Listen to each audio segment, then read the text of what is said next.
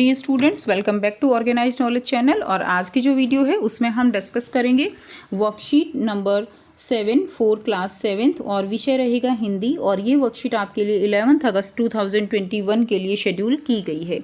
आज की वर्कशीट बच्चों बहुत ही इजी वर्कशीट है आपकी, और इसमें जो हमारी जो कविता है उसी को हम आगे कंटिन्यू करेंगे।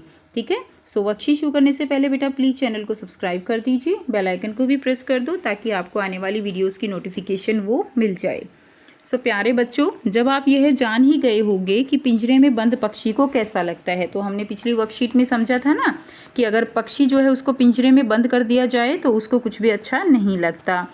तो आइए इसी बारे में जानते हुए कविता हम पंछी उन्मुक्त गगन का दूसरा भाग पढ़ते हैं। तो बच्चे पिछली वर्कशीट में भी हमने इसी कविता के बारे में इसका पहला भाग पढ़ा था, और यह कविता शिवमंगल सिंह सुमन द्वारा रचित है।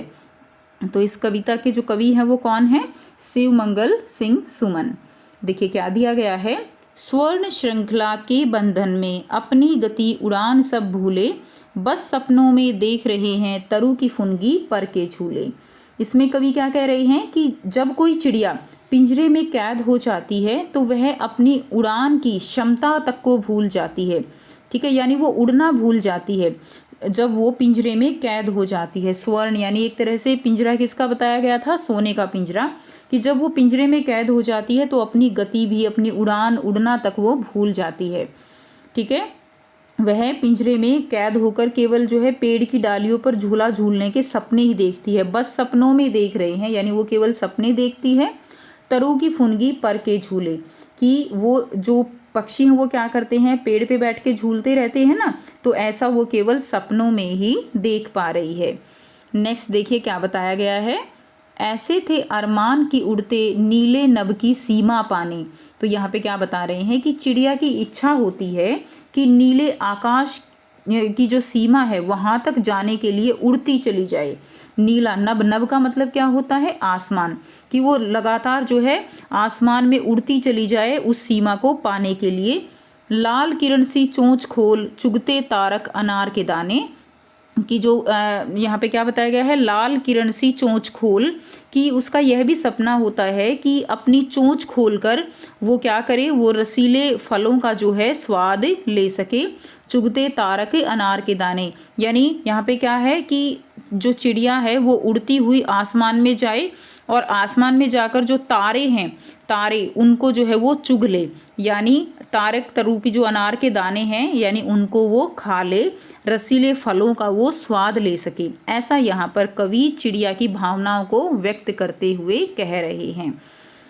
ठीक, तो अब देखिए, अब आपको इस कविता के जो है कुछ क्वेश्चन दिए गए हैं। 4 प्रश्न बच्चों आपको दिए गए हैं।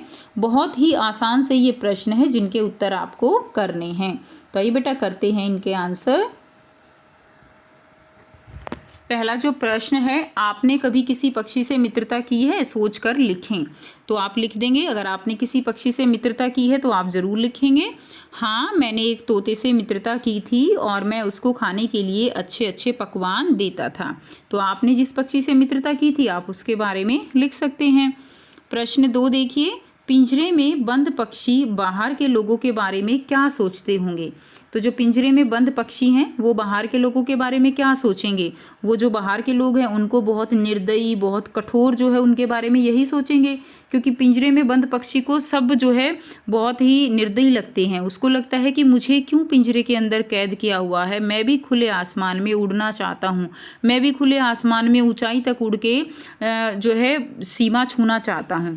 तो पिंजरे में बंद पक्षी सोचते होंगे कि यह लोग जो बाहर घूम रहे हैं यह कितने कठोर हैं, जो इन्होंने हमें इस पिंजरे में बंद करके रखा हुआ है। हम भी खुले आसमान में घूमना चाहते हैं और अपनी ज़िंदगी अपने तरीके से जीना चाहते हैं। ठीक है, तो ऐसे जो है पिंजरे में बंद पक्षी वो बाहर के लोगों के बारे में सोचते होंगे। नेक्स्ट देखिए, प्रश्न 3 है, आपके आसपास कौन कौन से पक्षी आते हैं? नाम लिखें।